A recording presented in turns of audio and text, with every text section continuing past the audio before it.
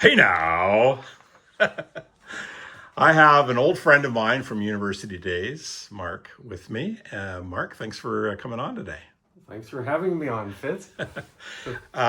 So, how did we meet? Tell me, you've heard me tell the story of where and when we met. You don't Right. have to tell that story if you don't want to for discerning ears and eyes, but Right. how do you remember us meeting? Boy, that's a good question. I should.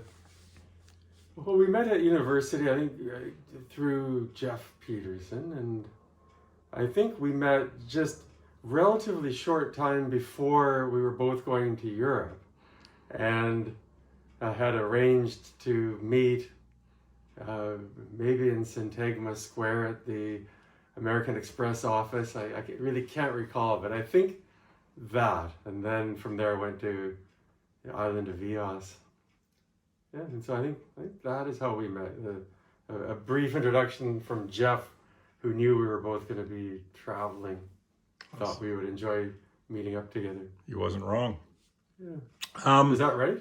yeah. We each have our own version of the truth. It's as close to the truth as mine is. Um, how would you describe like your tastes in music? What kind of music would you say that you really like? Wow, that's a good question. I mean,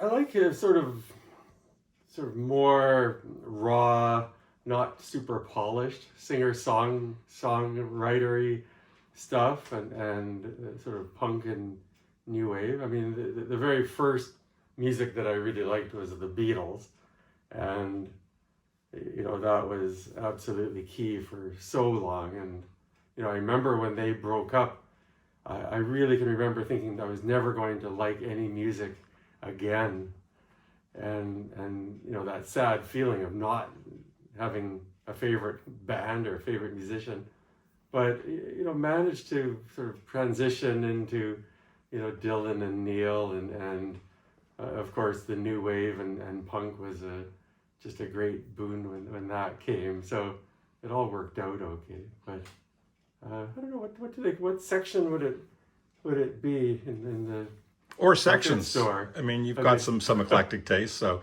Yeah, but yeah, there's never really a name for it, but I guess that punk new wave,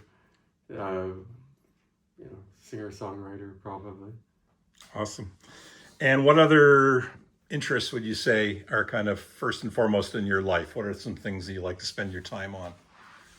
Well, guitar is a key one, and I love all the gear that goes with guitars, the amps and the pedals, and although I'm a terrible guitarist, but I feel I can get good tone at least, and so uh, and tone is a crucial part, and you and I have talked about that with the music that we listen to. You've introduced me to the whole notion of tone that's not about perfection or even necessarily pure skill, but the ability to create some kind of, yeah, tone that really just resonates and makes you feel good. Right?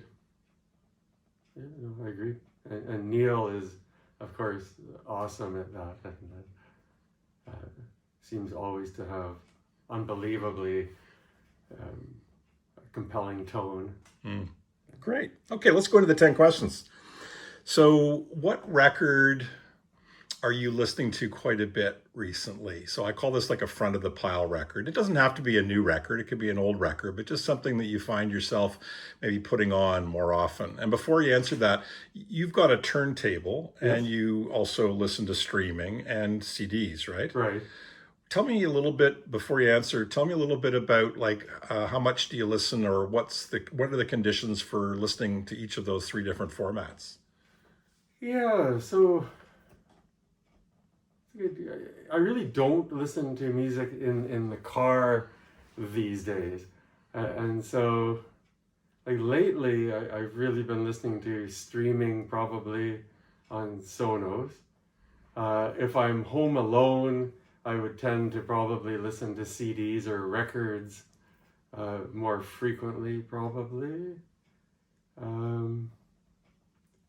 But yeah, I mean, I do listen to a lot of streaming these days, and you know, for example, the Brian Jonestown Massacre, but then Brian Jonestown Massacre Radio on Spotify, and sort of go off in that direction. And so, you know, maybe Kurt Vile Radio, Brian Jonestown Massacre Radio, a bit of Tom Petty Radio, and all the, you know, the different music that goes with that, I guess. In terms of record that I've been listening to, I mean, probably the Cat Power record doing the Dylan concert is what I've had, you know, on the turntable probably more than anything in the last, I don't know, 3 or 4 months, probably. And I've done a bit of a deep dive into Dylan, you know, around that same time, and also listening to his version of the same concert. But that would probably be the record I'm listening to most. Cool. Tell us about a favorite concert experience you've had. Yeah, so probably, I mean, I've got a couple, probably. I mean, one, I mean, I remember, as you know, I spent, whatever it was, 3 or 4 years in the UK. And when I first went to the UK, I just, you know, I thought I was going to open the, you know, the newspaper or the magazine, and I was going to be seeing a show basically every week, like The Fall or you know, Echo or whatever. I just sort of naively thought there were going to be all these great bands playing all the time, and there really wasn't. But I mean, Elvis Costello played every Monday for a month at the Hammersmith Palais, and so I saw, I think, probably 3 of those, which was just a great little sort of group of concerts. Was he doing those solo with the Attractions or different bands? And doing it with the Attractions. And then Steve Naive actually also had a piano recital one night, and Elvis was there for that. I went to see that, and they were in the pub around the corner before that. I mean, that was just a great little group of shows. But probably, I mean, the Clash in Florence was amazing. The Clash at the Kerrisdale Arena in Vancouver, which was June 26th, coming up to the anniversary actually right now. And the 2 nights Clash at the Hammersmith Palais, 2 nights in a row. Were you at one of those with me? I was not. Didn't you see the Clash in Brixton as well? Clash in Brixton. Yeah. So it wasn't the Hammersmith Palais. It was the Brixton Academy, I guess. Right. So thank you. Yeah. So 2 nights in a row in Brixton, and Brixton was rough at the time. I remember there was, you know, even the Fish and Chippy had, you know, bulletproof glass, you know, and everything was very, very rough. Not the gentrified location it was. I was there recently, and it's quite a gentrified area now, Brixton. But I think it was 2 nights, and that was, yeah, very, very memorable. Still a lot of spitting going on, and so one night was with Richard, and I think one night with Bill Westgate. But with Richard, yeah, Joe got so fed up of people spitting on him that he just stopped this mid-song and picked up his mic stand so that the bass was in the air, and basically screamed at the people in the front row to stop horking on him. That's memorable. Yeah, that was extremely memorable. Hole at the Commodore was unbelievable. That was just after her album Live Through This, and it was just a very, very raw and amazing show. Awesome. Yeah. Thank you. Tell me about a favorite Bowie record of yours. I don't even know if I really have a favorite Bowie record. I mean, probably Changes if there is one, but yeah, I mean, I really enjoy Bowie, but I have a bit of a problem with him. It always just seems a little bit too polished for me, and I did see Bowie live once at the Pacific Coliseum, and I really didn't like it. It was almost like a a Broadway play where he was acting and performing rather than having a raw concert, and I don't know, it's just a little bit too much for me at times. Mm-hmm. Cool. Tell me one of the saddest songs ever. One of the saddest songs. I'm not going to say Eagles Desperado, but Love Will Tear Us Apart, probably. Joy Division has to be. Boots of Spanish Leather is I think my favorite Dylan song, and it's just unbelievably heart-tugging, sad song, I think, and just amazing. Yeah. That's good. Yeah. What about one of the most joyful songs ever? Most joyful song.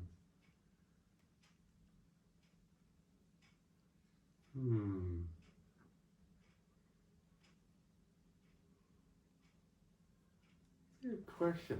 I have to come back to that. It's a joyful song. We can revisit that. So it's early in the morning.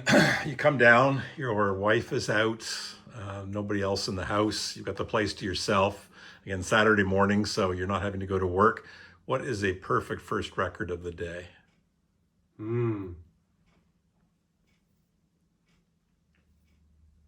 Yeah, it could be like maybe an early like demo, Nirvana demo, something like that. I think would be perfect. Again, very raw or very early Frank Black, I guess Black Francis at the time, demo, sort of pre-Pixie demo. I mean, something like that with an espresso would be perfect. Most joyful song, ironically, I always found Help very joyful. I mean, it's just so upbeat and such a powerfully joyful tune and melody, but of course, just the lyrics of course aren't. But it is a very uplifting and joyful song, as a lot of the songs on Help are, I think. Great choice. One of the most underrated artists or bands ever. Yeah, interesting. I mean, 5440, I always thought were amazing, and it's shocking that they didn't have more commercial success in the United States and beyond. I mean, Art Bergman as well, unbelievably talented, great, beautiful voice, great guitarist, great songwriter, and really didn't have the commercial success that one would think he should have had. And so I would say, very underrated. Two Canadians. Great. Yeah. Thank you. Van Morrison or Jackson Browne? Ooh. Van Morrison. I don't really have strong views for either. I've probably listened, like just in terms of duration, more to Jackson Browne, but I would say Van Morrison. Okay. Joni Mitchell or Aretha Franklin? Joni Mitchell. I mean, Aretha is unbelievable, and it's just so great. But I really, really have a hard time listening to it now. Maybe because I've listened to it so much, or maybe it's just not something I want to listen to, really, at all. But Joni, still I can put on and still really, really enjoy.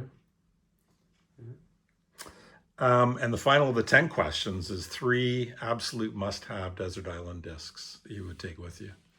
Okay. It's funny that they always change, at least mine do. I love Help, and that could easily be one of them. Sandinista is an album that is also probably could answer what's at the front of my record pile as well. I mean, it is an album that I come to all the time, and it often feels like I'm listening to it for the first time or for the third time or something. It doesn't, maybe because it's just so expansive, it never seems to get predictable or old for me. So Sandinista, and then maybe an Elvis, maybe Trust or almost Blue. I think those could be good. Yeah, that's 3. Those are 3, Yeah. maybe more. Okay, so now we go on to the 5 questions. I think I've got 6 here, but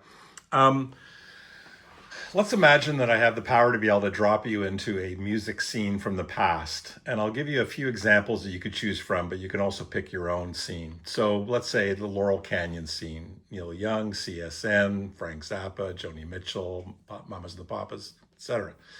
UK first punk sort of scene, The Clash, Sex Pistols, Damned, Stranglers, all that kind of stuff. Mm-hmm. The New York punk scene, CBGBs, Ramones, Television, Talking Heads, Blondie, all that kind of thing.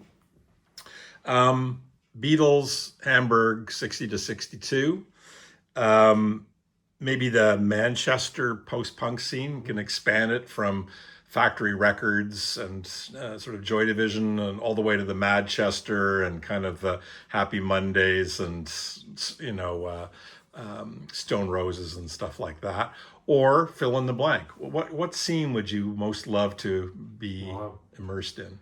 I mean, I think if I really had only one choice, it would probably be the Liverpool, Hamburg, or early Beatles. I think without question, it would be just unbelievable to have seen that and have been a part of that, I think. So, I mean, I actually have never been to either Liverpool or Hamburg, and I hear Hamburg is a really beautiful, amazing city. So I would love to have been there, and so I would choose that. And it's just the idea that they're still, being able, the illusion of them all living together and being together and creating this art together and having the freedom to be able to still go out and see other acts and drive around London themselves is, I mean, it'd be very special to see that, I think, and be a part of that. I mean, the other ones, I always sort of, in my mind, really wanted to go to Manchester too and try to chase that scene, which maybe I was slightly late for it, but it would have been really cool to have been in Manchester as well. When I talked to Steve, he mentioned about being kind of there around that time and not exactly being embedded, but being able to sort of experience the sort of the periphery of that scene. Yeah, did he go to Manchester? I don't know if he did or more some of the acts from Manchester that would have come through London. Right. That he was either maybe in clubs or seeing them in shows and things like that. But he was certainly immersed in the time and probably was interested in and following it. I just don't know how much he actually participated in it. Yeah, I mean, I was always sort of in the back of my mind planning to go to Manchester as well, and I mean, who knows? I think it was slightly towards the end of that, but it would have been very cool. You just sort of expect the Fall will be playing it or whatever most weekends or something. But no, it would be. What artist do you think has had one of the best evolutions or career arcs, and why would you say that? Yeah, evolutions.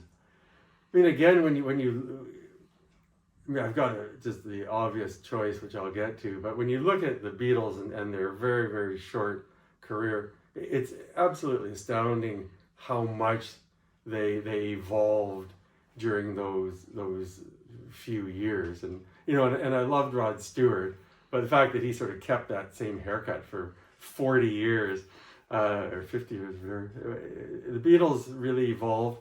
Neil Young is the person that has maintained, the most credibility and relevance with just an unbelievable career, I think. And it pains me to say that over Bob Dylan, but I think Neil really has just been incredible in his career arc.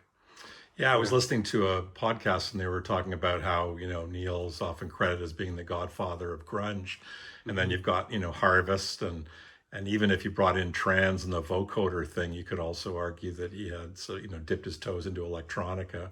Right. No, for And sure. so folk singer, songwriter, hard rock, Yeah. grunge, electronica, No, soundtracks, and when he, when we've seen some of his harder electric shows, the older people that loved Harvest, just hated those shows. It wasn't the Neil Young that they were going to see, but all the different versions of Neil are amazing. Yeah. Really.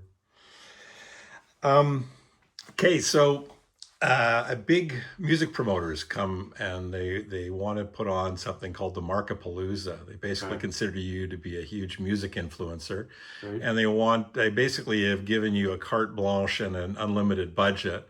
And in fact, they'll even bring back bands from the dead. But tell me some bands that you would have on your billing if you were able to put together kind of an ideal festival day of music. Oh wow! And these bands are as they are today, or when they were like No, peak. peak band. Yeah, you could even, if you want to, be specific of the era of the band that you would have them perform at. What would be on the Markapalooza poster? Well, that would be amazing. I mean, I think on the small stages, we would probably start with some Kurt Weill would be there on some of the very smaller stages, and maybe early in the day some early War on Drugs, just to kick things off. I mean the Clash, around Sandinista probably, or even the Know Your Rights tour if we could have those. We saw Elvis Costello together at the Jock Hardy Arena, and that was amazing. Like, my recollection is that it was 20 minutes or 25 minutes, the show, and no one complained that it was too short or that we got ripped off or anything. I mean, that early That was very Elvis frantic. was unbelievable, Yeah. and we were just feet away from him. And I remember, I could see the sweat drip onto his silk lapel or whatever. Do you remember his guitar that had Elvis Costello on the fretboard? Yeah. Yeah. Yeah. So that that Elvis and the attractions is just unbelievable. I mean, Cat Power, in the early Cat Power, when she played, her silver tone or Dan Electro guitar, would be a treat for me as well. I mean, I wouldn't have the big 3-hour shows, as good as they are, but I wouldn't have the Boss doing a 3-hour show or Paul McCartney doing a 3-hour show. As good as they are and talented and skilled, it wouldn't be what I would have at Markapalooza. It wouldn't I be don't enough think. just specific to your taste, right? It would be almost too generalist, Yeah, as much as you like them. Yeah, for sure. And what else? Would there be somebody that you would have that would be kind of like, I want people to discover this artist? This is like my little secret, or somebody that I love that hasn't been getting the fair amount of attention that they deserve? I mean, on some of the smaller stages, you could have Lloyd Cole, which would be great, and an earlier Jonathan Richmond. I mean, Talking Heads are unbelievable, and when I see the clips of the early shows, incredible energy and incredible talent, and often David Byrne is the only guitarist, and it's a lot of noise. Well, I want to buy a ticket to that. LCD Sound System, maybe to close it. Nice. Yeah. Which would be always good. Wouldn't it be great to be able to just list out all the bands, and you could do through AI, and it would create one of those Coachella posters that would have like the artists and the bigger, and then the smaller text, and then some great graphic behind it. That would be. That'd be a good birthday present for somebody. Iggy and the Stooges. No, I think you saw that. Didn't you see them? Yeah. In fairly recent memory. Yeah. We went to when they got back together again, and Mike Watt from the Minutemen was the bass player. Oh wow. But both the Ashtons were alive, and that was the show where I got kicked in the head and my glasses went flying, and I went down to pick them up, and I thought I might never come up again.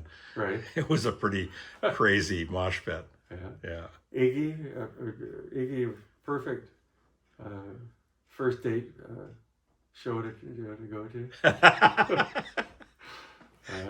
It's sort of once again, it's the Graduate thing where it's Yeah. like taking the girl to the strip club, and if she's okay with that, then she'll be a-okay. Yeah. Okay, awesome.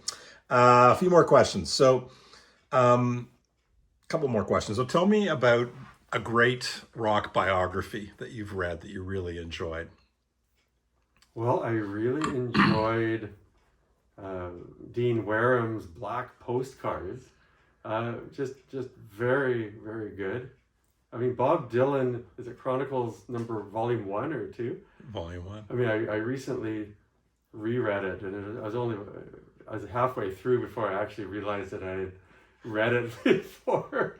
But it's incredibly well written. Yeah. And really beautifully written, really great to read. Yeah, I feel like you can hear Dylan's voice when you read it. Completely, yeah. Like there's no question that he wrote it. It's not ghost written. Right. Beautifully written. Yeah. I mean, I really enjoyed, Keith Richards, especially the first couple of chapters. But again, I just love like the idea of Keith Richards, being driven in the back of his car to the continent to go to Marrakesh or something, and that whole time. It is fun to read about that. Yeah. And that's another one where his voice came through loud and clear, his little anecdotes. Gotta have Brian Jonestown Massacre at Markapalooza. Yes. And it's, there was a time a couple of years ago, maybe 2 or 3 years ago, that's all I wanted to listen to was Brian Jonestown Massacre. And I'm still like that often. Must make for a great marriage. What about a great music documentary that you really love? Yeah, Stop Making Sense is, unbelievable.